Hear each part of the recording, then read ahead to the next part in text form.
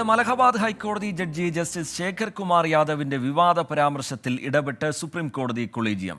ഈ മാസം 17-ന് കൊളീജിയത്തിന് മുമ്പിൽ നേരിട്ട് ഹാജരാകാൻ ജഡ്ജിക്ക് നിർദ്ദേശം നൽകിയിട്ടുണ്ട്. അച്യുതൻ വിവരങ്ങളുമായി ഡൽഹിയിൽ നിന്ന് ചേരുകയാണ്. അച്യുതൻ, VHPയുടെ പരിപാടിയിൽ പങ്കെടുത്ത് ജഡ്ജി നടത്തിയ വിവാദ പരാമർശം അത് വലിയ ചർച്ചയായിക്കൊണ്ടിരിക്കുന്ന സാഹചര്യം. അതിനിടയിൽ നേരത്തെ തന്നെ ഈ അലഹബാദ് കോടതിയോട് സുപ്രീം കോടതി ഇത് സംബന്ധിച്ചുള്ള റിപ്പോർട്ട് തേടിയതാണ്. ഇപ്പോൾ കൊളീജിയത്തിൻ്റെ തീരുമാനം എന്താണ് അച്യുതൻ? റിജിത്ത്, അലഹബാദ് ജഡ്ജി ശേഖർ കുമാർ യാദവിനെതിരെ നടപടി ഒരുപക്ഷെ നടപടി കടുപ്പിക്കുന്നതുമായി ബന്ധപ്പെട്ടുള്ള ചില സൂചനകളാണ് ഇപ്പോൾ പുറത്തു വരുന്നത്. നേരത്തെ സുപ്രീം കോടതിക്ക് മുൻപാകെ വിഷയം ശ്രദ്ധയിൽപ്പെടുത്തുകയും സുപ്രീം കോടതി അലഹബാദ് ഹൈക്കോടതിയോട് ഇതുമായി ബന്ധപ്പെട്ട വിശദീകരണം തേടുകയും ചെയ്തിരുന്നു. അതിന് പിന്നാലെയാണ് ഇപ്പോൾ കൊളീജിയം ജഡ്ജി ശേഖർ കുമാർ യാദവിനെ വിളിച്ചു വരുത്തിയിരിക്കുന്നത്. ഈ മാസം 17-ന് ഹാജരാകാനാണ് നിർദ്ദേശം. ചീഫ് ജസ്റ്റിസ് സഞ്ജീവ് ഖന്ന നേതൃത്വം നൽകുന്ന കൊളീജിയമായിരിക്കും ശേഖർ കുമാർ യാദവിനോട് ഇതുമായി ബന്ധപ്പെട്ട വിശദീകരണം തേടുക. അതിനുശേഷമായിരിക്കും ഏതെങ്കിലും തരത്തിലുള്ള നടപടികളിലേക്ക് ഒരു പക്ഷേ കൊളീജിയം കടക്കുക എന്നതുകൂടി ഇതുമായി ബന്ധപ്പെട്ടുള്ള സൂചനകൾ പുറത്തു വരുന്നുണ്ട്. ഈ VHPയുടെ പരിപാടിയിൽ പങ്കെടുത്തുകൊണ്ടായിരുന്നു ശേഖർ കുമാർ യാദവ് വിവാദ പരാമർശം നടത്തിയത്. ഭൂരിപക്ഷത്താൽ രാജ്യം ഭരിക്കപ്പെടും എന്ന തരത്തിലുള്ള ഒരു പരാമർശം, അത് ജുഡീഷ്യൽ സംവിധാനത്തിൻ്റെ വിശ്വാസ്യതയെ പോലും ചോദ്യം ചെയ്യുന്ന തരത്തിലാണ് ഒരു ജഡ്ജിയുടെ പരാമർശം എന്നതായിരുന്നു ഇതുമായി ബന്ധപ്പെട്ട് ഉയർന്ന വിമർശനങ്ങൾ. അതിനുശേഷം രാജ്യസഭ MPമാർ ഇംപ്ലീച്ച്മെൻറ്റ് നടപടി, അദ്ദേഹത്തെ ആ സ്ഥാനത്ത് നിന്ന് മാറ്റി നിർത്തണമെന്ന് ആവശ്യപ്പെട്ടുള്ള നടപടികൾ സ്വീകരിക്കണമെന്ന് ആവശ്യപ്പെട്ടുള്ള നിവേദനങ്ങൾ സമർപ്പിക്കുകയുണ്ട്. അങ്ങനെ പലതരത്തിലും ഇതുമായി ബന്ധപ്പെട്ടിട്ടുള്ള നീക്കങ്ങൾ നടക്കുന്നുണ്ട്. അതിന് പിന്നാലെയാണ് ഇപ്പോൾ കൊളീജിയം ഈ വിഷയത്തിൽ ഇടപെട്ടിരിക്കുന്നത്.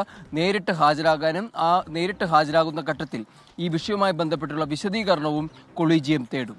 ശ്രീജിത്ത്, അച്യുതൻ, ഒന്ന് സുപ്രീം കോടതി സ്വീകരിക്കുന്ന നടപടി എന്തായിരിക്കും എന്നുള്ളത് പ്രധാനമാണ്. അതിനൊപ്പം തന്നെ ഇതുമായി ബന്ധപ്പെട്ട് തുടരുന്ന രാഷ്ട്രീയ വിവാദമാണ്. അതിൽ തന്നെ ഈ രാജ്യസഭാ സെക്രട്ടറി ജനറലിന് പ്രതിപക്ഷ MPമാർ നൽകുന്ന കത്ത് രാഷ്ട്രപതിക്ക് മുമ്പിലേക്ക് ഈ വിഷയം എത്തിക്കാനുള്ള നീക്കം, ശക്തമായ വിമർശനം പ്രതിപക്ഷം ഉയർത്തുന്നതിനിടയിൽ യോഗി ആദിത്യനാഥിനെ പോലുള്ളവർ തുടർച്ചയായി നിരന്തരം ജഡ്ജിക്ക് പിന്തുണ പ്രഖ്യാപിച്ചുകൊണ്ടുള്ള പ്രതികരണങ്ങൾ നടത്തുന്ന സാഹചര്യം, അതിനെയൊക്കെ എങ്ങനെയാണ് കാണേണ്ടത് അച്യുതൻ? റിജിത്ത്, ഇതിലെ ഏറ്റവും പ്രധാനപ്പെട്ട ഒരു വിഷയം എന്നുള്ളത് ഈ ജുഡീഷ്യൽ പ്രക്രിയ അല്ലെങ്കിൽ ജുഡീഷ്യൽ പ്രക്രിയയുടെ വിശ്വാസ്യതയെ ചോദ്യം ചെയ്യുന്ന തരത്തിലാണ് ഈ വിവാദ പരാമർശം ഈ ജഡ്ജി നടത്തിയത് എന്നതാണ് പ്രധാനമായും ഇതുമായി ബന്ധപ്പെട്ട് ഉയർത്തുന്ന ഒരു വിമർശനം എന്നുള്ളത്. ആ ഒരു സാഹചര്യത്തിൽ ഇത് ഉറപ്പായും സുപ്രീം കോടതി കൊളീജിയം ഇത് പരിശോധിക്കും. കാരണം ഒരു ജഡ്ജി അദ്ദേഹം ഇരിക്കുന്ന പൊസിഷൻ, ആ സ്ഥാനം, അതുമായി ബന്ധപ്പെട്ട് അദ്ദേഹത്തിന് ചില വിഷയങ്ങൾ, എല്ലാ വിഷയങ്ങളിലും പ്രതികരിക്കാൻ ഒരിക്കലും കഴിയുകയില്ല. ഇപ്പോൾ തന്നെ മുൻ ചീഫ് ജസ്റ്റിസ്